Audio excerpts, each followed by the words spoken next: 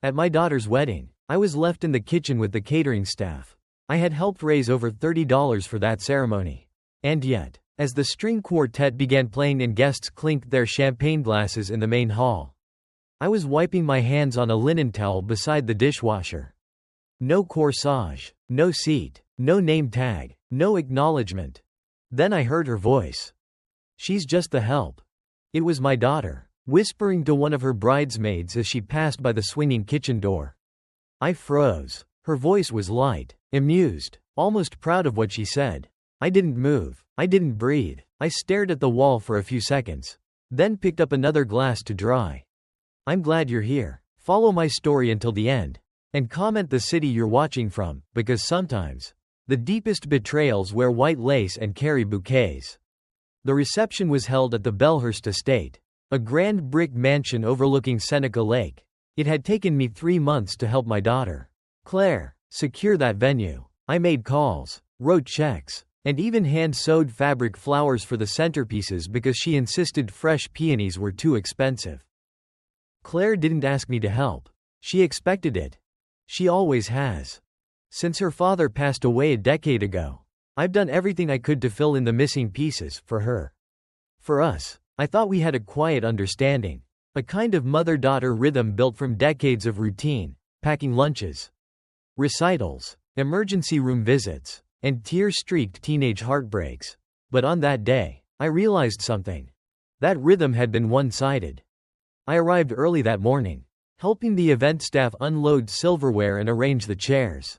Claire had told me the caterers were short-handed and I could help out a bit before the guests arrived.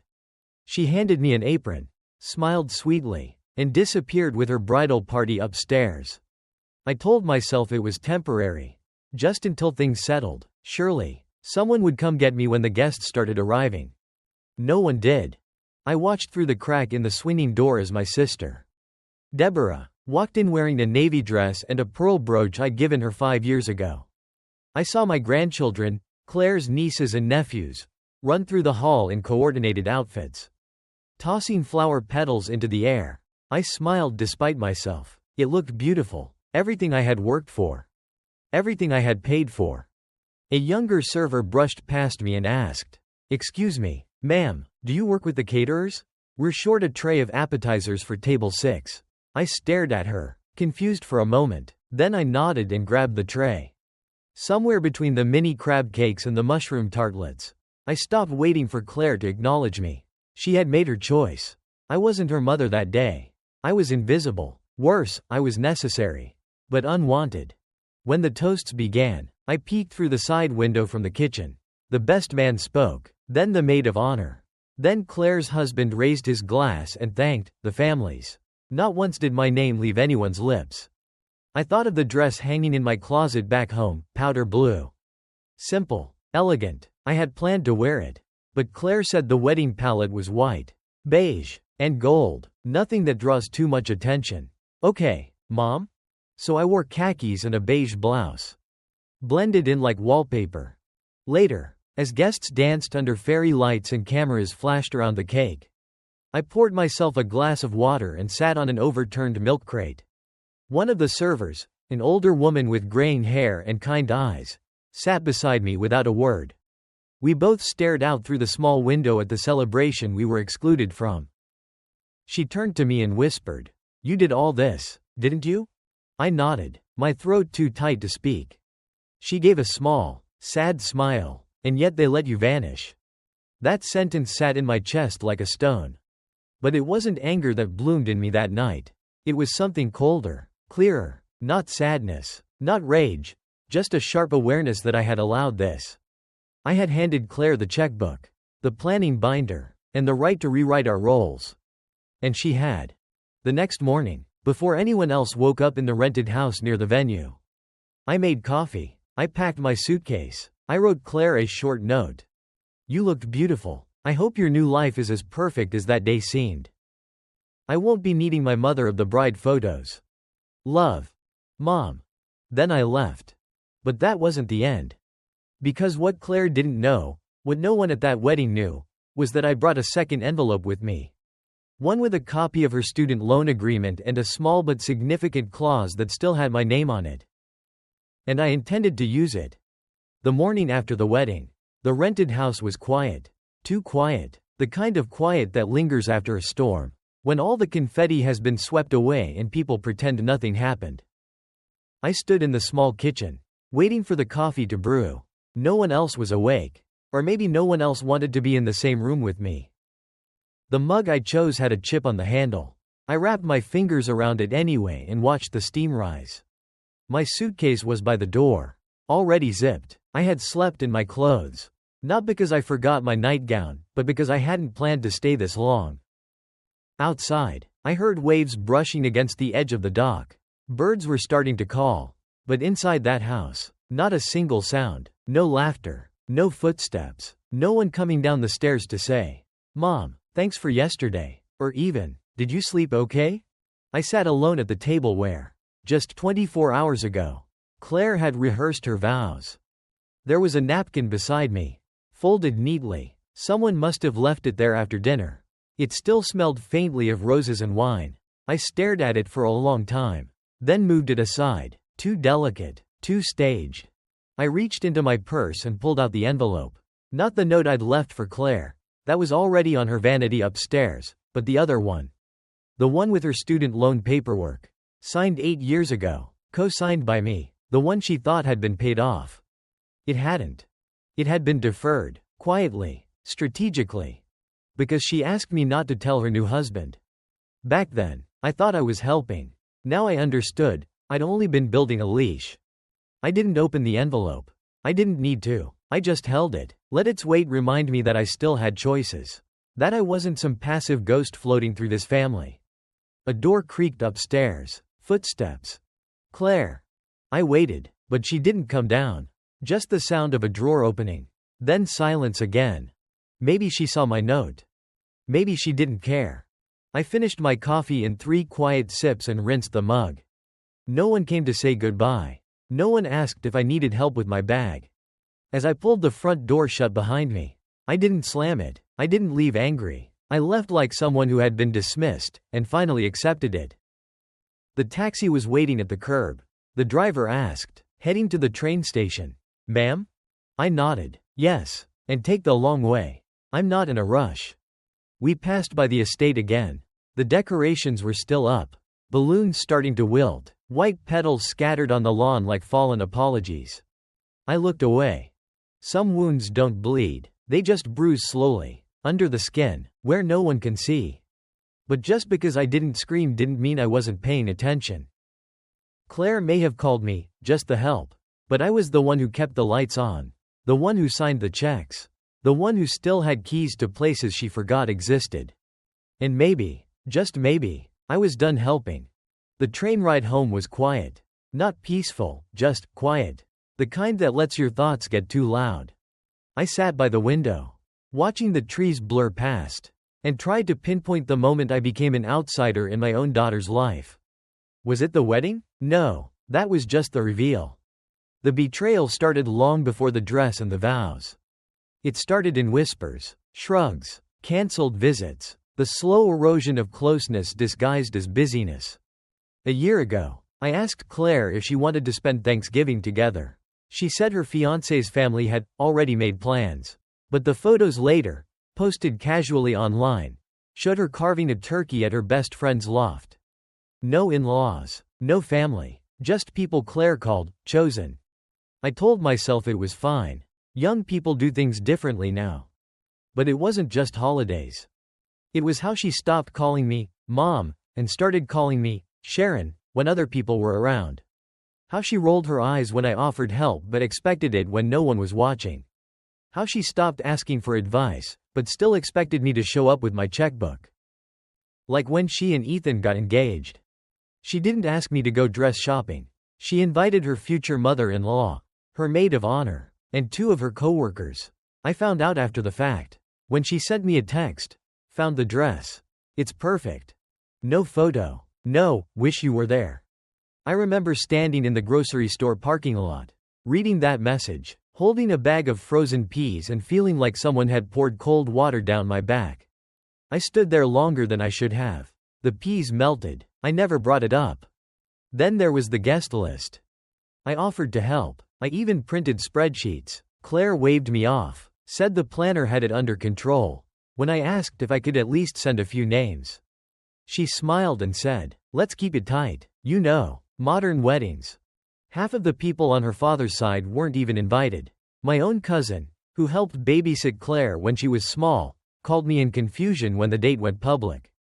"Was there a mistake?" she asked. There was no mistake. There was just a plan. And I wasn't part of it. Every detail that felt off now clicked into place. Like the time Claire forgot to tell me there was a tasting event for the menu I'd helped fund. Or the day she said, "I think we'll do photos before the ceremony, so you don't have to stress about hair and makeup." Stress. That's what she called my presence. I used to think she was just overwhelmed. That wedding planning made her sharp around the edges. But the truth is sharper. She didn't want me in the room, not for the decisions. And not for the memories. I was allowed to support, but not to appear. Like scaffolding around a finished building. Necessary, but unsightly. Back on the train, I pressed my forehead against the window. A couple sat across the aisle, holding hands and laughing over a phone screen, probably looking at wedding photos. I closed my eyes. Claire looked radiant that day. I'll never say otherwise. But when she said, "Just the help," she didn't mean it as a joke. She meant it as a fact. And I wasn't shocked. I was embarrassed that I hadn't accepted it sooner. When I got home that night, I didn't turn on the lights. I walked through the house in silence, letting the familiarity settle around me like a blanket I hadn't asked for. The couch was still in its usual place. So was the small dent in the wall from when Claire was 5 and threw her toy pony too hard. She cried that day, not because she got in trouble, but because the wall was hurt. I remember kneeling beside her, holding her tiny hand, and saying, "It's okay, sweetie, we'll fix it."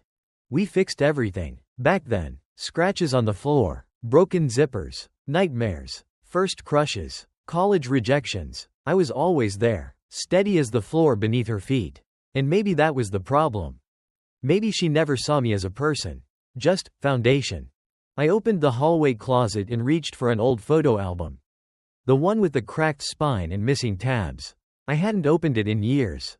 The first page was a Polaroid of Claire in pigtails, standing on her father's shoes while they danced in the kitchen. She was smiling so wide her eyes almost disappeared. On the next page, there was her high school graduation. I remember staying up until 2 a.m. the night before, ironing her gown and baking the lemon cake she liked. She didn't eat a slice. Too busy taking photos with her friends. College move-in day. I drove 6 hours and hauled 3 suitcases up 4 flights of stairs. She hugged me quickly before turning toward her roommates. "Thanks, Mom, you can go now." I did. And every time after that, every moment she needed space, or silence, or support, I gave it. I thought that was love. Letting her grow, letting her lead, never asking for more than she offered. But somewhere along the way, she learned something else. That my love came with no boundaries. That I would give without expecting return. That I would smile through the exclusion, nod through the insults, pretend not to notice when she shrank me down to someone forgettable. I used to think I was being strong. That swallowing hurt made me better than those who lashed out. But hurt doesn't disappear when you bury it. It seeps, it stains, it changes the way you see everything else. I looked around my living room, the same room where I once stayed up all night making centerpieces for Claire's 8th birthday. When she wanted a fairy forest theme, I hand-painted every mushroom, hung twinkle lights on every wall. At the party, one of the other moms said, "You should do this professionally." I remember Claire beaming, "My mom can make anything." That was a long time ago. Now I'm not sure she even knows what I make, or what it cost me to keep making space for her. Maybe she never will. A few days after I got home, Claire called. It was the first time since the wedding. Her voice was bright, rehearsed, as if nothing had happened. As if I hadn't been standing behind a swinging kitchen door while she toasted everyone except me. "Hey Mom, just checking in, did you get back okay?" I paused, then said, "Yes." She chatted for a while, talked about honeymoon plans, the photographer's turnaround time, and whether I'd seen the bouquet toss video. I hadn't. Then came the real reason she called. So, Ethan and I were going over some paperwork. And I remembered the loan. That one you co-signed for grad school? There it was. She didn't even ask how I was. She went straight for it. We're trying to consolidate everything under Ethan's name now. For tax reasons, she said, casually. You just need to sign off on some stuff. Some stuff. I almost laughed. I could hear her clicking something in the background, probably typing an email to follow up. Efficient. Always efficient. I said I'd think about it. She hesitated. It's really just a formality. Mom, you trust me, right? I didn't answer that. Because here's the thing. Being needed is not the same as being loved. She needed me to be quiet, generous, invisible. She needed me to sign things without reading them, to fund things without asking questions, to disappear when the camera turned on. But love? Love remembers your birthday. Love gives you a seat at the table. Love doesn't make you feel like an afterthought in a room you helped build. After we hung up, I sat for a long time with the loan file in my lap. 8 years ago, she had cried in my kitchen over that tuition bill. Said she didn't want to give up her spot at the school. Said her father would have done anything for her. So I signed. She promised she'd handle it. Now, she wanted to erase the only piece of that deal that still had my name on it. Later that week, I went to the bank. The woman at the counter, a younger girl, maybe Claire's age, looked up my account, then glanced at me. Are you sure you want to pause autopay on this? Yes, I said, I'm sure. She hesitated, then clicked something. Done. Walking out, I didn't feel triumphant. I felt clear. For the first time in years, I had drawn a line. Back home, I pulled out the note I had written for Claire before the wedding. I read it again.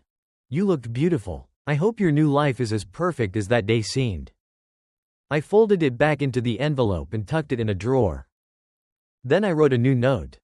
This one was shorter. Claire. You can forward the documents. I'll read every line. Love. Mom. Because if I was going to be just the help, then maybe I should start acting like someone who reads the fine print. After that call, I didn't hear from Claire for nearly 2 weeks.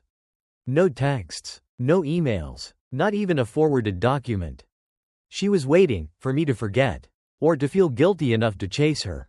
I didn't. I had spent too many years being the first to bend. This time, I stood still. Instead, I pulled out folders, bank statements, loan records. I made copies of every document with both our names on it. Highlighted clauses, flagged inconsistencies. Not out of spite, out of self-respect. Because if you've spent decades being agreeable, people stop expecting you to ask questions. They mistake your silence for approval, and your kindness for blindness. But I wasn't blind anymore. One morning, I got a message from my financial advisor. He'd been managing a small investment account my husband left behind. We hadn't spoken in years. He said, "Your daughter reached out recently, asking about portfolio access." I felt my stomach tighten. She hadn't mentioned that. She said she was helping you organize paperwork. He added, "Just wanted to confirm." I thanked him, then asked for a full activity report. That evening, I poured a glass of water and sat at the kitchen table, same table where I once taught Claire how to balance a checkbook. She was 12, hated math, cried because I made her redo a subtraction error. I stayed calm back then, told her that money, like trust, needs to be accounted for, line by line. Apparently, she had forgotten. But I hadn't.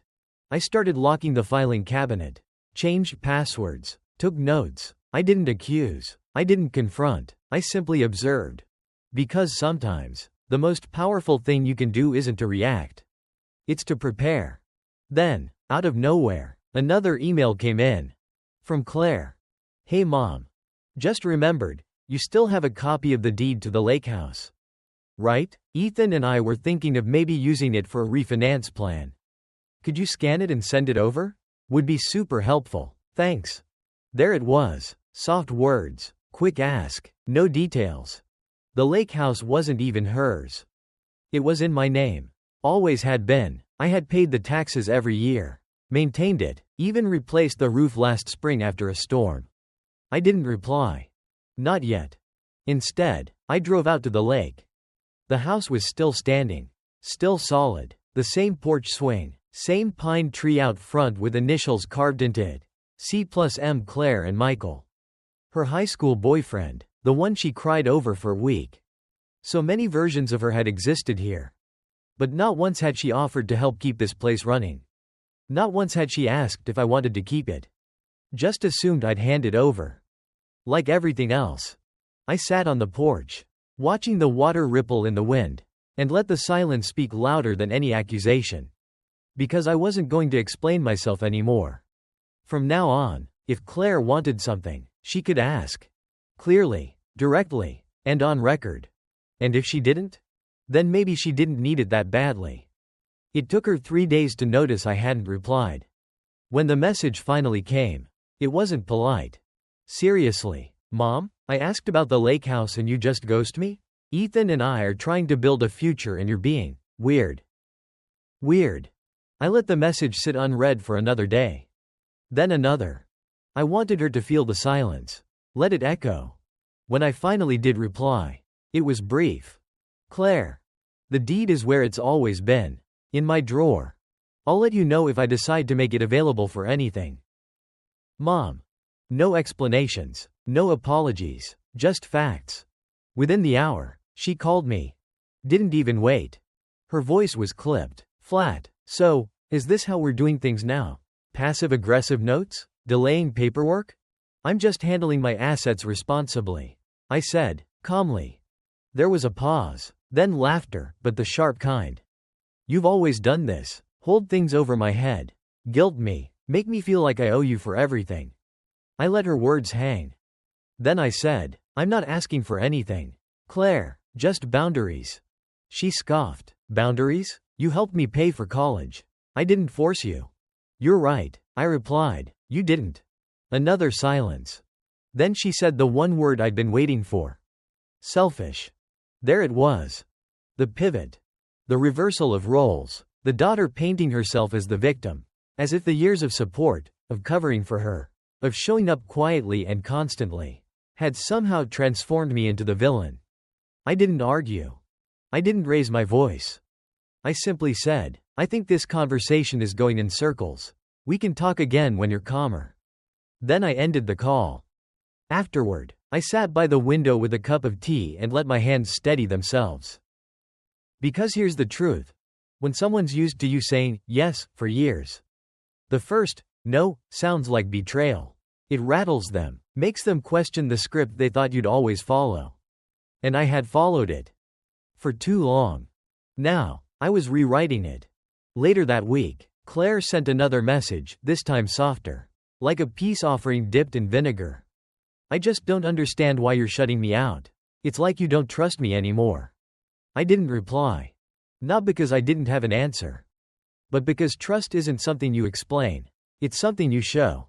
And she had shown me exactly where I stood. When she left me in the kitchen. When she tried to move money behind my back. When she called me selfish for choosing clarity over compliance. I wasn't shutting her out.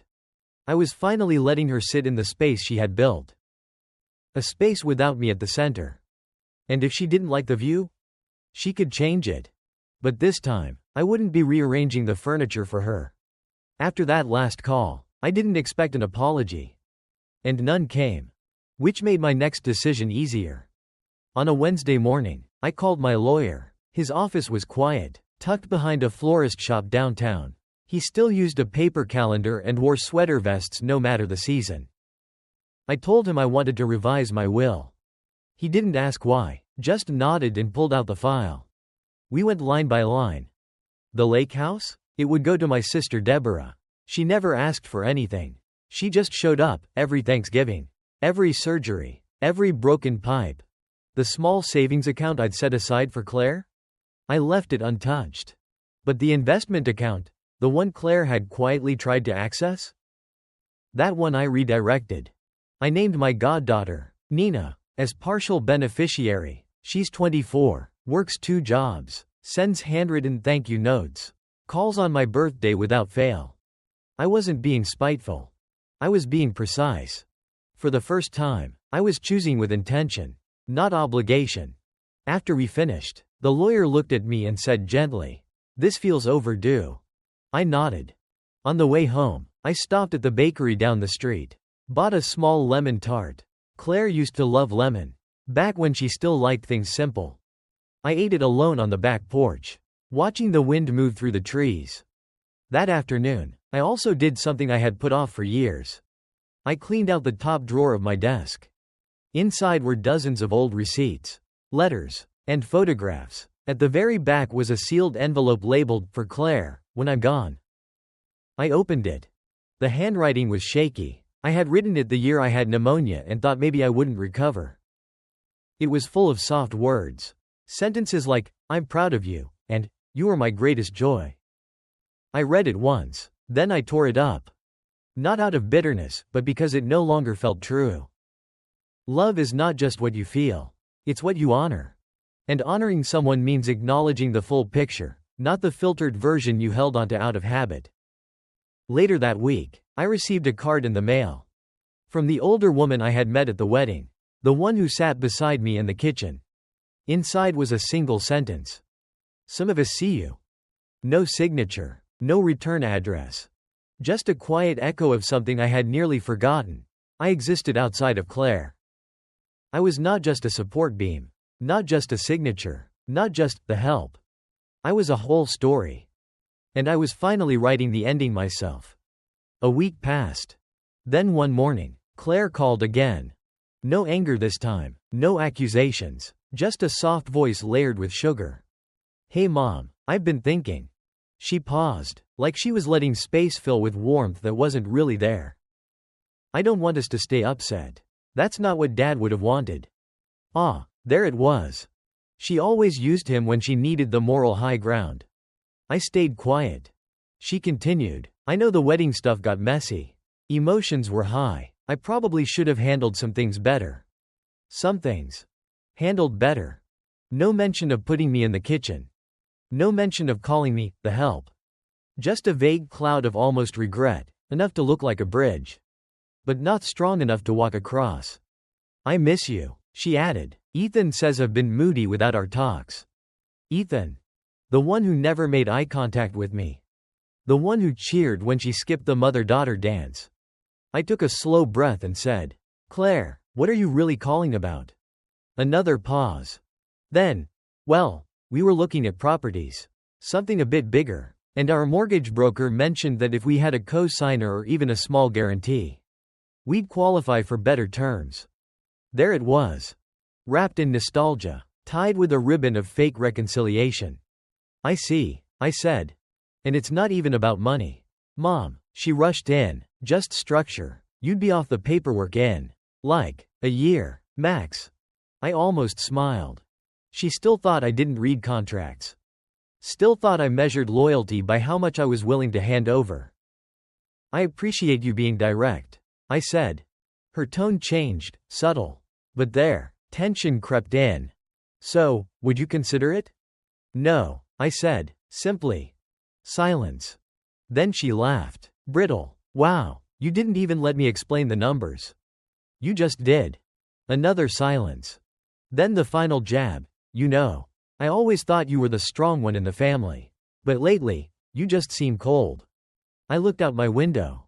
The lake shimmered under a pale sky. Maybe I was cold now. Or maybe I had just stopped burning myself to keep her warm. "Claire," I said gently, "I will always be your mother.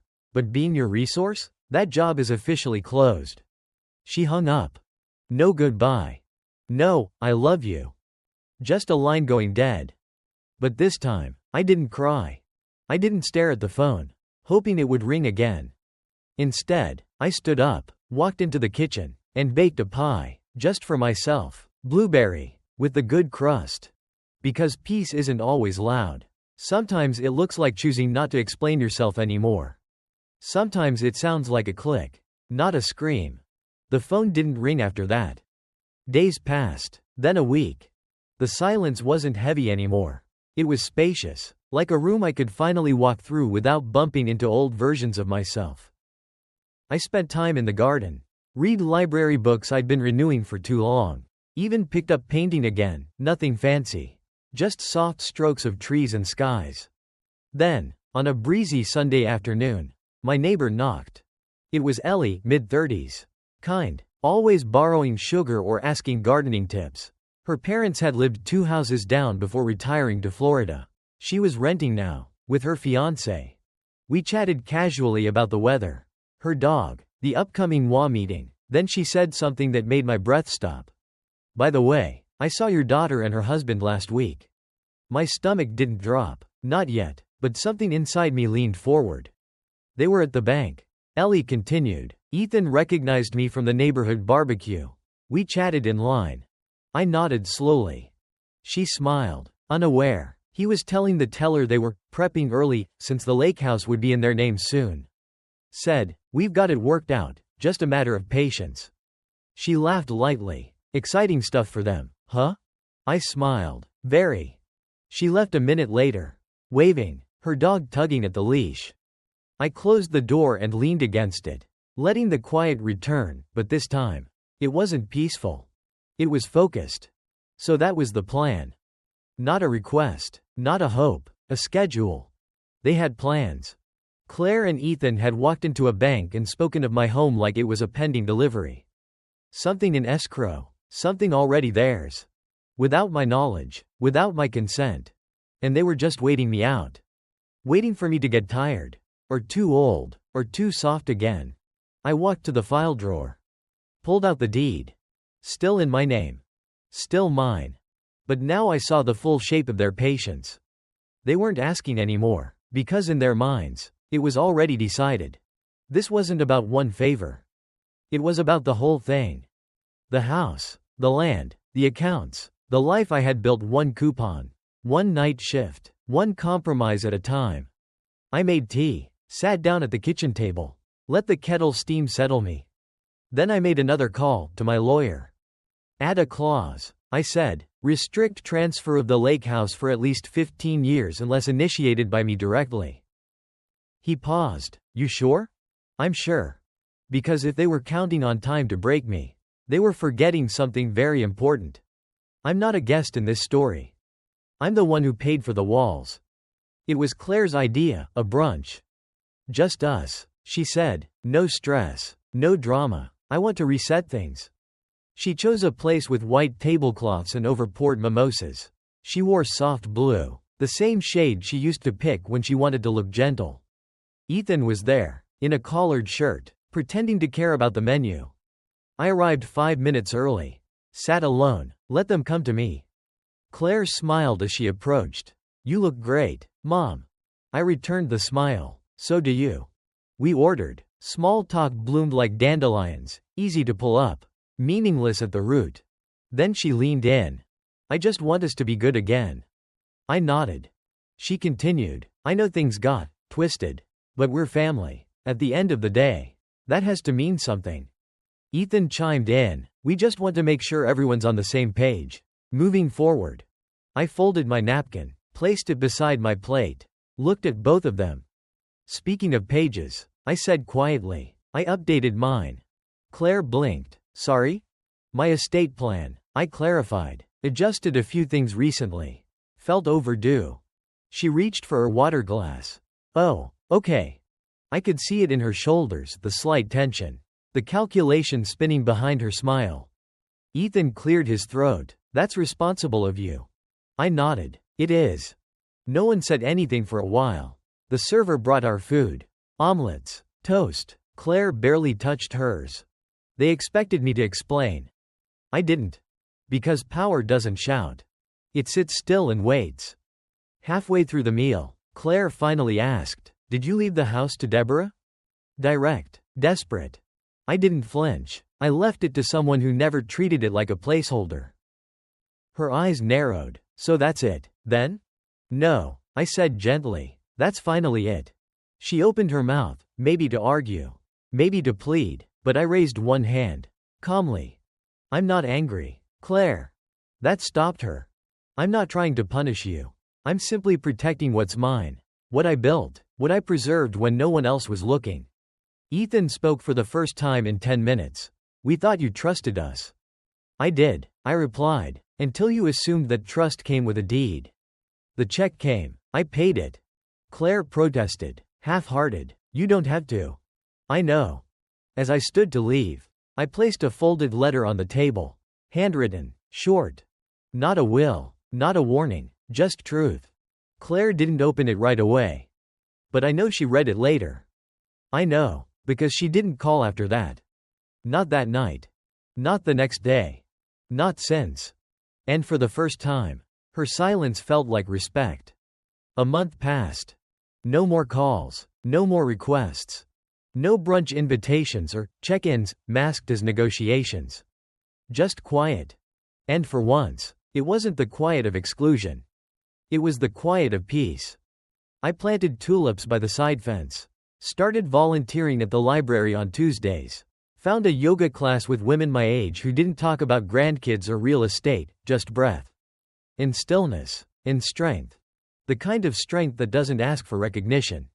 The kind that rebuilds, brick by quiet brick. One afternoon, I opened the closet in the guest room, the one with boxes I hadn't touched in years. Inside, Claire's baby blanket, her old ballet slippers, a letter she wrote me in 3rd grade, where the R in sorry was backwards. I'm sorry, I yelled. It said, you always love me even when I'm loud. I sat with that letter for a long time. Then I placed it back in the box. Gently, not bitterly. Because memory isn't the enemy.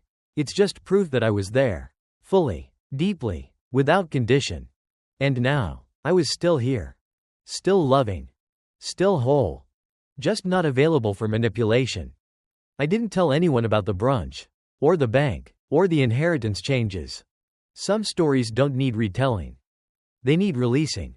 The lake house stayed mine. The paperwork sealed. The decisions final. Not to spite Claire. But to remind myself that I still held the pen.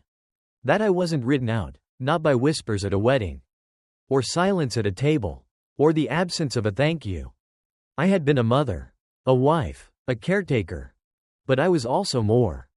And now, in this quiet season, I had finally met the version of myself that didn't need to be chosen to feel worthy. I chose me. One morning, I returned to the same train I had ridden back from Claire's wedding. This time, not with shame tucked in my coat sleeves. But with a book in my hand. And no place I had to be. The conductor asked where I was headed. I smiled and said, wherever this takes me. Because freedom, I've learned, isn't about distance. It's about being able to stay seated at your own table, even when others walk away. And not flinch when they do.